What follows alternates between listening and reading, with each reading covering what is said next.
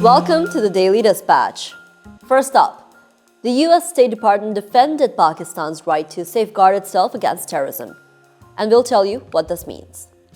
Secondly, Google has accused India's watchdog of plagiarizing parts of the European Commission's decisions. We'll tell you what happened right there. And third, tensions continue to ramp up in the Korean Peninsula, with a warning given out by South Korean leader after North Korea violated the airspace. We're here to give you the news and to help you infer the world around you. I'm Tayyaba Nisar Khan, and here is your Daily Dispatch. The US State Department spokesperson, Ned Price, during his weekly press briefing said that Pakistan has a right to defend itself against terrorism, reiterating that Pakistani people suffered tremendously from the terrorist attacks. He also stated that the US will continue to remind Afghan Taliban of their promise to not allow the use of Afghan soil as a launch pad for the international terrorist activities. Now, this affirmation comes as a reply to a question raised regarding a statement released by Pakistan's National Security Committee, which met for 2 days this past Sunday and Monday. The statement demanded action to be against Tehreek-e-Taliban Pakistan insurgents by the Afghan Taliban, who were accused of providing safe haven to them, with an indication of targeting terrorist sanctuaries across the border by the Pakistani authorities. The Afghan Taliban denied this presence of the terrorist groups within the territory altogether, and their defense ministry warned that Afghanistan was ready to defend its territorial integrity and independence. Now, the statement by the US comes amid the rise of terrorist incidents in Pakistan. The TTP claimed 59 attacks, the highest number of attacks since 2018, back in November alone, and 30 in the first half of December. Now, the recent incident at the Banu Counterterrorism Department exposed the lack of proper security arrangements. To give a background knowledge, Pakistan partnered with the United States in the war on terror and suffered at the hands of subsequent infiltration of terrorist outfits in the territory through the now-fenced Pakistan-Afghanistan border. Now, Afghan land being more actively used by the terrorist entities after the US withdrawal of the troops recently has become a converging point for both the US and Pakistan to partner against the terrorist threats in the country. With the memories of the terrorist incidents such as the APS attack still fresh in the minds of the Pakistanis, the rise in the terrorist events has raised concern regarding the intensity of the situation. On to our next headline now. Google has alleged the Competition Commission of India, the CCI, in its ruling against the company, has copied parts of the European Commission's decision. The antitrust body had fined Google $161 million in October last year over dominance over markets such as online search and the Android App Store, creating its monopoly and discouraging competition. In its appeal against the ruling, Google has argued the decision against the US firm was copy-pasted extensively by the European Union's European Commission judgment. It claimed there were 50 instances of copy-pasting, even deploying evidence not relevant to India. Questioning the impartiality and soundness of the investigation and ruling, Google has asked the body to quash the case against it. In 2018, the European Commission, in its ruling, imposed a fine of $4.12 billion on Google's parent company, Alphabet, accusing it of imposing the unlawful restrictions on manufacturers of Android mobile devices and the mobile network operators. The legal tussle between the US firm and India's antitrust body comes as Google in recent years has faced increased scrutiny over the search manipulation, anti-competitive practices, and doling out money to the other companies to maintain its monopoly and discourage competition.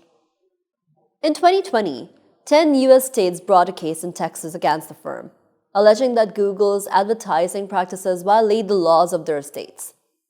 Now, the US Justice Department, along with 11 other states, filed a lawsuit against Google, accusing it of using search dominance to preserve its monopolies and claiming that Google pays other companies, including Apple, to wipe out any competition. Let's look east now. South Korea's president, Yoon Suk-yeol, has warned of scrapping the 2018 Inter-Korean military agreement. The warning came from the South Korean president if North Korea persisted on carrying out violations of South Korean airspace through the use of drones. Last week, North Korea sent drones into South Korean airspace, compelling the South Korea to scramble its Air Force aircraft in response. The 2018 military agreement was signed between the former South Korean president Moon Jae-in and the North Korean leader Kim Jong-un, seeking the reduction of guard posts, removal of the landmines, and creation of a no-fly zone around the border. Neither government has declared the number of mines and posts removed. On one hand, the abandonment of the pact could result in the re-establishment of the guard posts, live fire drills in the erstwhile no-fly zone, and the use of propaganda broadcasts by both the sides across the Korean demilitarized zone, which divides the two states. On the other hand, Yoon has directed Defense Ministry for setting up new drone units. The comprehensive drone unit will reportedly perform multi-purpose missions, including surveillance, reconnaissance, and electronic warfare, along with the mass production of smaller drones. South Korea also plans to invest resources in the development of the stealthy drones, airborne laser weapons, and the signal jammers for the other next 5 years. These developments also come at a time when the Korean president has warned of risking an escalation in case of the future recurrence of a crisis by North Korea. Any escalation in hostilities converting into a military conflict can have a significant economic impact on regional and global economies. The international supply chain remains in a state of flux due to the pandemic and the ongoing Russia-Ukraine war. A possible military conflict or crisis in the Korean Peninsula can aggravate the supply chain woes. Now, South Korea, which contributes to 1.69% of the global GDP, also produces critical commercial products. Some of the household names such as Samsung, Kia Motors, and also SK Hynix, and different lines of beauty products as well as large-scale industrial items such as nuclear reactors are made in South Korea.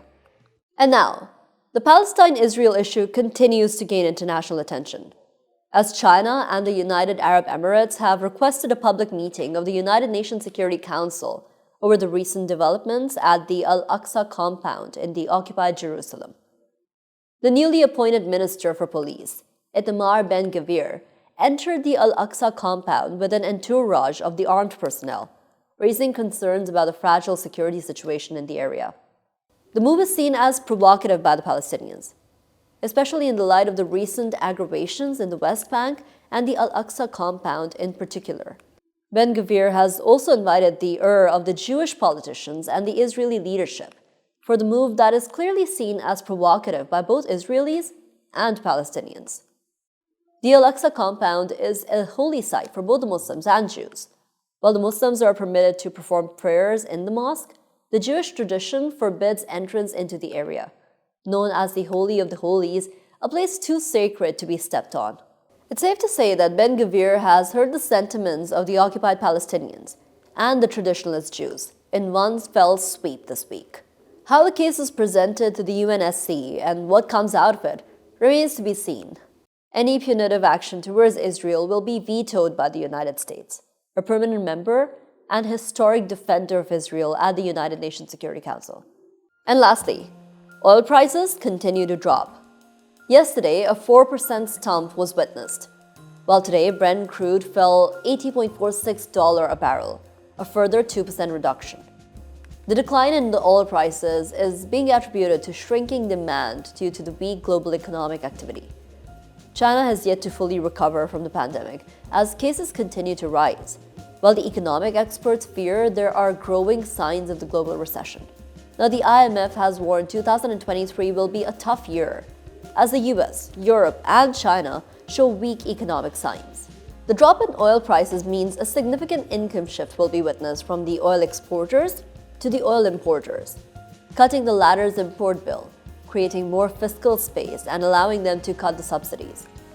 However, lower oil prices also signal shrinking demand, which could affect the global growth. That's all, folks. We'd be happy to receive your feedback and suggestions. We'll be back tomorrow with more bite-sized news that keeps you up to date with what's going on in the country, the region, and the globe. I'm Tayyaba Nisar Khan, and this was your Daily Dispatch.